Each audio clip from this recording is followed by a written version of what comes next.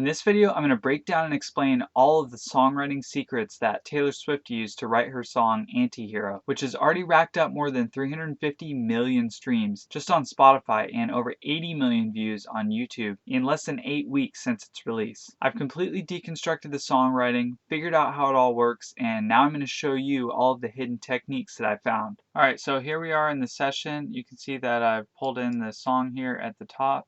And then I've gone ahead and recreated some of the main elements so that the song can be analyzed. The first thing I want to go into here is the arrangement. So we have this interesting arrangement. It starts out with a drum intro that goes for 2 bars. Here's what that drum intro sounds like. And then we have an 8-bar verse here. And then we go into an 8-bar pre-chorus, 8-bar chorus. Then we have this little section that's 2 bars that has a synth lead in there. Then we go into verse 2, again 8 bars, 8-bar pre-chorus, 8-bar chorus, back to that synth melody for another 2 bars. Then we've got verse 3, again for 8 bars. Then we've got this section which is kind of a modified chorus, and that's 8 bars. We go into the final chorus, another 8 bars, and then outro, 2 bars. So what I want to point out here about this arrangement is we've got this symmetry where we go 2, 8, 8, 8, 2, 8, 8, 8, 2, 8, 8, 8, 2. And you can see that, even though, like, say this intro, this is 2 bars, that's a drum intro, that's different from the synth melody, but again, it kind of lines up. There's some symmetry with the 2 bars, 2 bars, 2 bars, even though it's different things. Again, also, like, this is a pre-chorus. This right here is a modified chorus, but again we maintain that 8-8-8 pattern here. So interesting to see how there's that repetition and variety in the arrangement. That's kind of a theme that we see showing up all through different aspects of the song, so I just wanted to point that out to start out with. Next thing I want to go over is the chord progression, so we'll go ahead and zoom in here at the beginning of the verse. And so I've put the chords in here. The chords go A, E, B, and C sharp minor, and we are in the key of E, E Ionian, E major, so that would be a 4, 1, 5, and minor 6. And this chord progression continues exactly like this throughout the entire song. It's a 2-bar chord progression and it really doesn't change at all. You can see I've just copied that out basically till the end. It does end on the 5 chord here. And that chord progression sounds like this.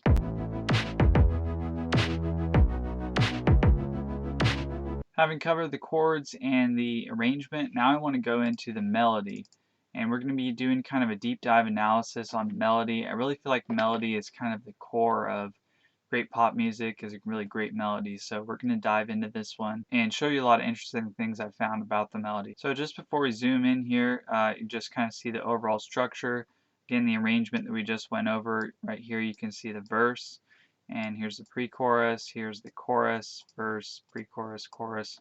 We'll get into all that, but right now I just want to zoom in on this first verse here and go over that. Alright, so here's the first verse. I've zoomed in on it, and the first thing I want to point out is our range. So we have a range from C sharp 3 up to C sharp 4, so we've got about a 1-octave range here in the first verse. And the next thing we can notice about this verse is the rhythm. So I'm seeing a lot of 8th notes here. That's an 8th note. We also have 16th notes like that, and also dotted 8th notes like this one right here.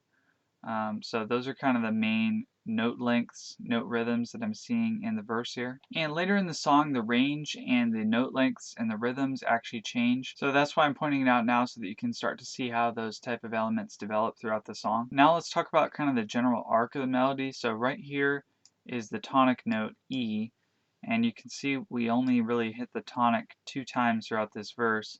So we kind of start out above the tonic, and we have some leaps here, fall down below the tonic, and then eventually resolve on the tonic at the end of this phrase.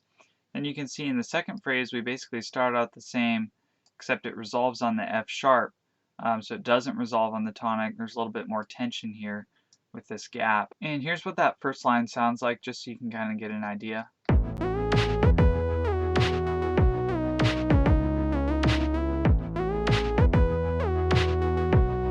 I think it's helpful to give this melody some letters so that we can kind of see how it evolves over time. So we'll go ahead and call this first bar segment A. That's what this shape is going to be. And then this shape down here, second bar, we'll go ahead and call that B since it's different.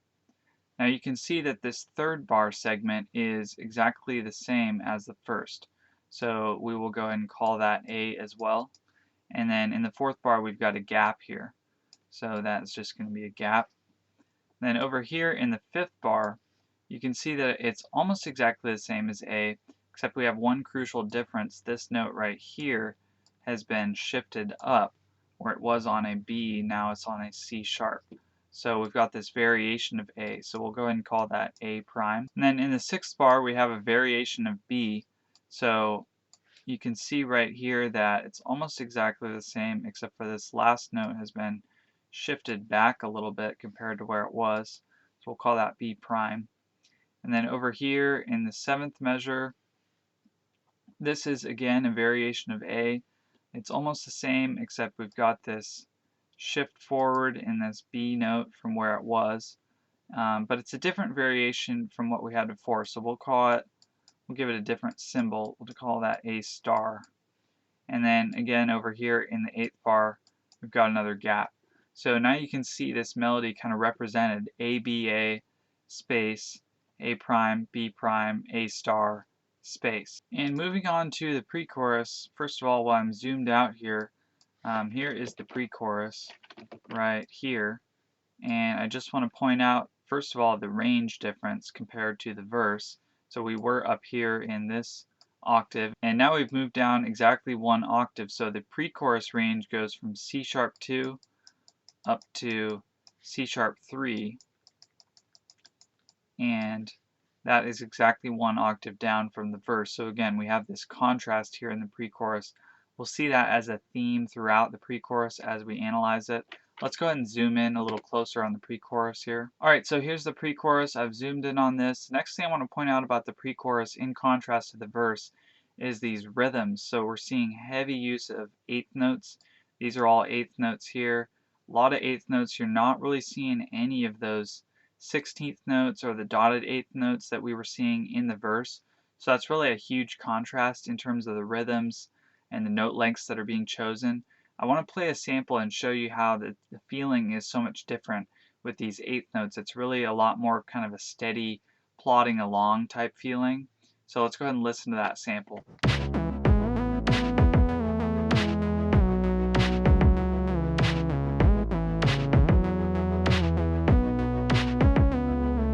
So as you can hear from the sample, it's definitely a big contrast from the verse going into this section, both with the octave down in the range as well as the different rhythms in the notes. However, not everything in this pre-chorus is different compared to the verse.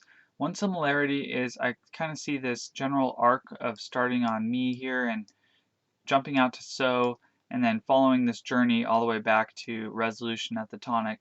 Now I know it does look like this phrase kind of continues up here, but this is actually kind of different. It's treated more as kind of like a ad-lib backing vocal, so I'd say these are kind of two separate phrases. So having that arc of jumping out to So and then traveling back to Do here is the same as in the verse, even though in each section they're taking a different path to get there. There is that similarity. Another point of contrast I want to point out about this pre-chorus compared to the verse is the use of leaps versus stepwise motion. So you can see this phrase starts out with mostly stepwise motion, taking this 5, 4, 3, 2, 1 walk down within the key, and then the second part of the phrase we've got these leaps here, jumping down kind of around the tonic and landing back on it. And this is in contrast to the verse. We'll just jump back to the verse here real quick. You can see in the verse phrase, the first part of the phrase is the leaps, right here, right here, right here, and then the second part of the phrase has the stepwise motion.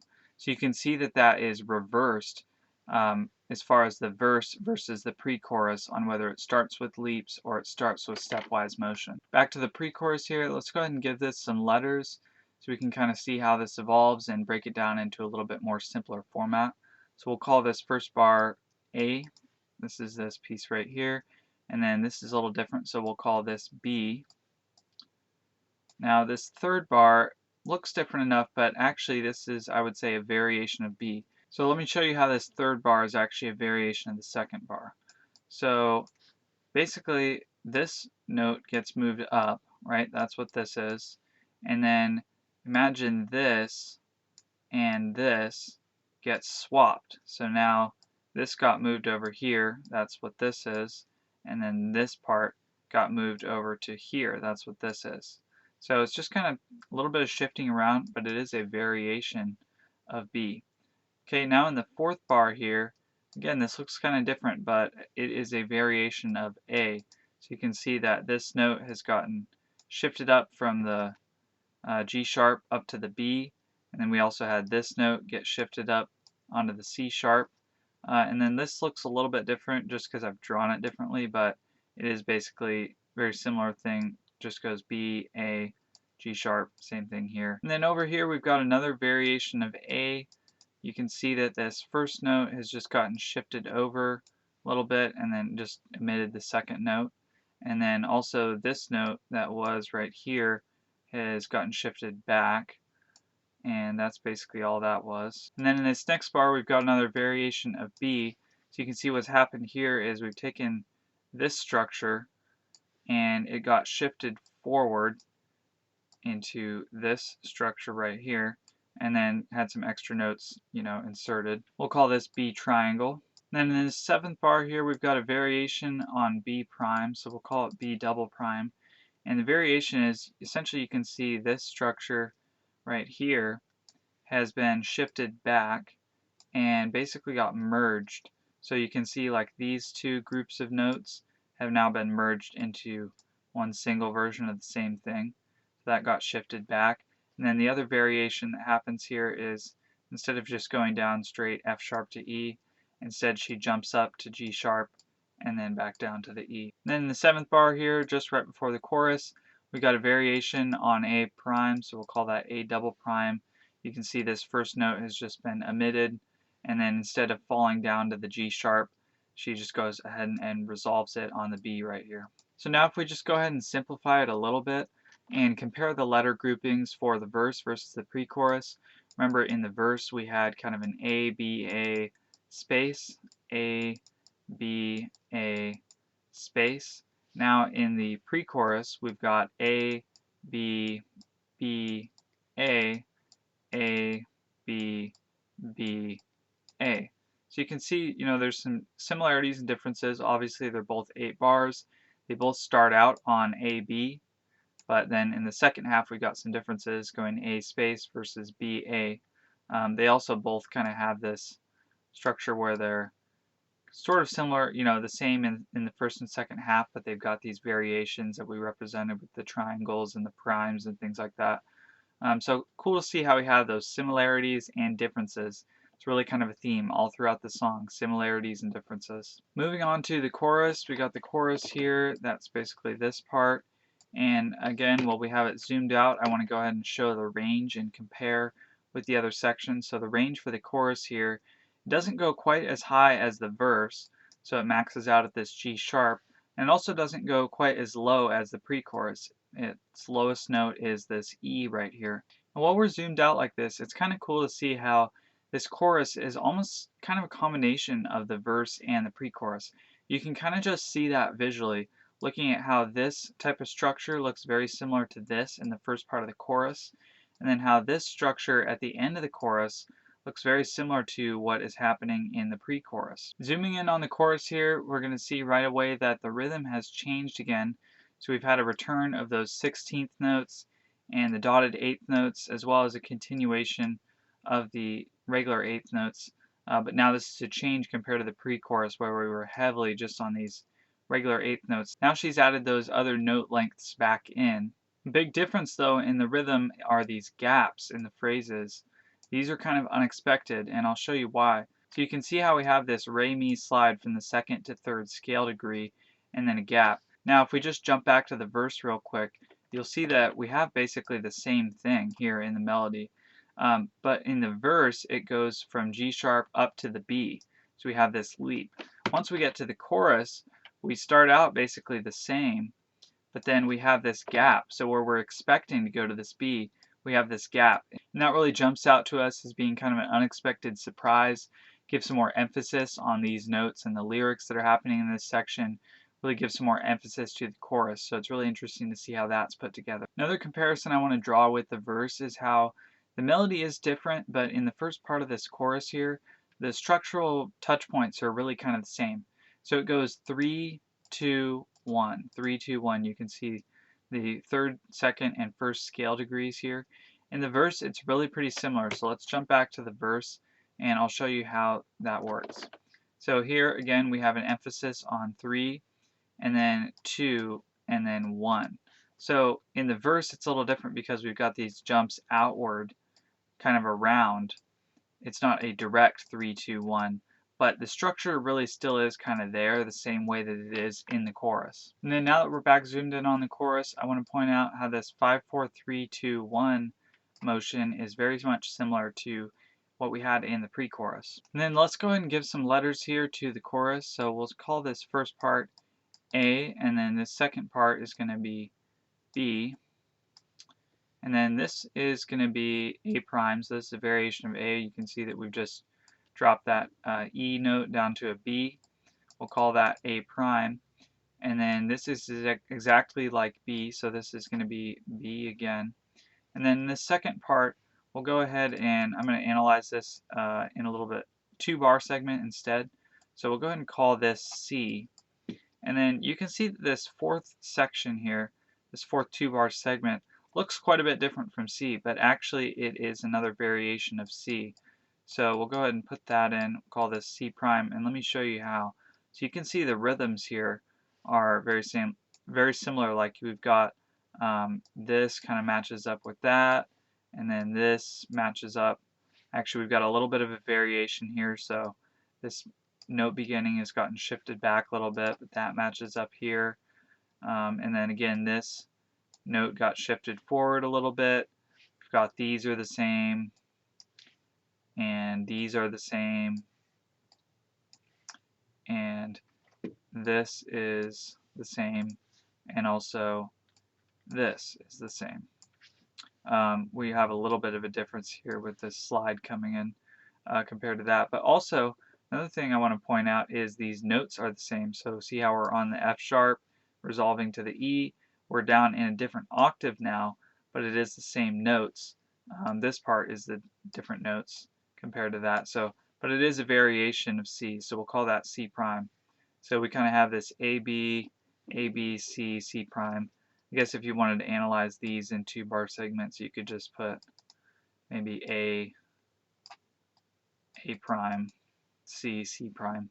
That might be another way to look at it. And then let's go ahead and listen to a sample of this first chorus phrase just so you can kind of get an idea.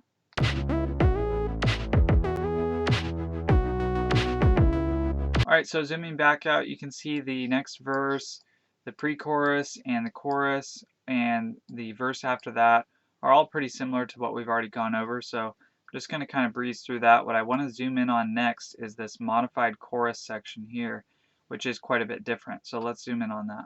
Alright, so I've zoomed in on the modified chorus over here, and then also included the third chorus, which is pretty similar, pretty much just a repeat of the first 2 choruses. Now we can kind of compare and see how this modified chorus has been changed. First thing we can see is this structure has been, these notes have been shifted down. So this has been moved down where we were going from E to G sharp. Now we're going B up to an E. And then the next thing that's different is that these rhythms have gotten changed. So you can see this note where it was starting right there on the beat. Now it's been shifted forward. It's not really quite on the beat anymore. And that's kind of a theme throughout parts of this section, where she's really starting to kind of sing off the beat, and it gives a sense that things are sort of breaking down. And that really kind of reflects like what the lyrics are saying and everything, with her saying, you know, it's me, I'm the problem, it's me. She's kind of reflecting this sort of breakdown here. And then this next piece here, you can see again, just kind of the same structure as what we had in the original chorus, but now it's been shifted down, where instead it was on F sharp resolving to E, now it's going D sharp resolving to the C sharp. This right here is giving it a little bit more of a minor feel, to be resolving on the C sharp. That's the relative minor of E. So it's giving it a little bit more of a darker feel, again, kind of reflecting the lyrics of this section, kind of a depressed feeling, I guess. And same thing going on here. Again, we've got this note shifted forward a bit. It's not quite really in the same position that it was before, so there's a bit of a variation there. And then this next piece is different.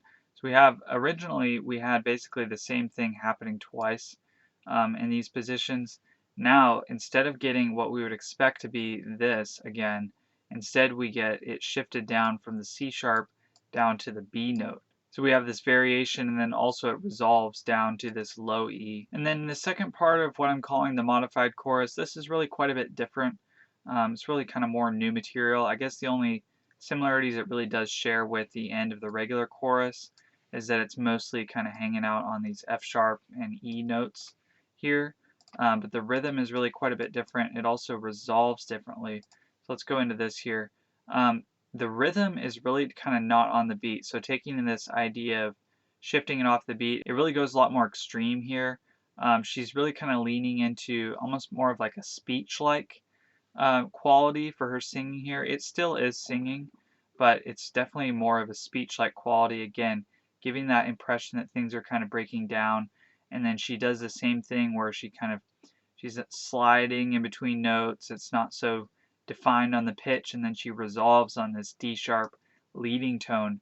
Really gives a lot of tension to be resolving on a leading tone right here.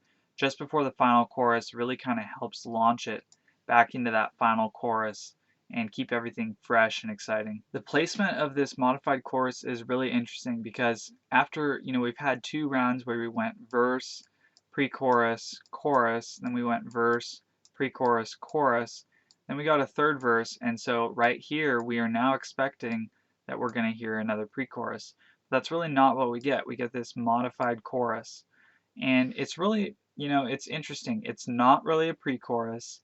It's not really the chorus because, it's been changed and a lot of the instruments kind of drop out and it's not really like emphasized like that.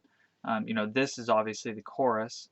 So it's not the pre-chorus, it's not the chorus, and it's not a bridge either because it does share a lot of qualities with the chorus here. Using the same lyrics again at the beginning of the section as the chorus. So it's not a pre-chorus, it's not a bridge, it's not a chorus. It's kind of a combination of all of those things.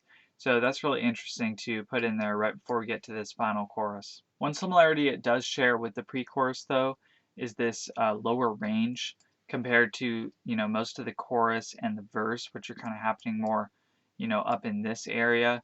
You can see we've got this range from about E3 down to E2 is the range of this modified chorus. So it does in that sense fulfill our expectations that we're going to get a pre-chorus here. We at least get the pre-chorus range, even though it's different. Overall, I think what this song does really well is a really great balance between repetition and variety. So you can see on all kind of levels of the structure, both in the arrangement here, we've got this repetition with the verse and chorus, but then the variety with this modified chorus, as well as when you zoom in kind of on a more detailed level into the melody, we see the same kind of patterns, what we were showing with the ABs and the variations with the prime and the triangle and all of that. Same type of thing where you have this kind of base level of symmetry, but then you're also adding in these subtle variations that keep things interesting and keep the song evolving. I think that works really well in this song. If you're interested in seeing another song analysis video like this, I'll have a video right here for you to check out. Thanks for watching and have a great day.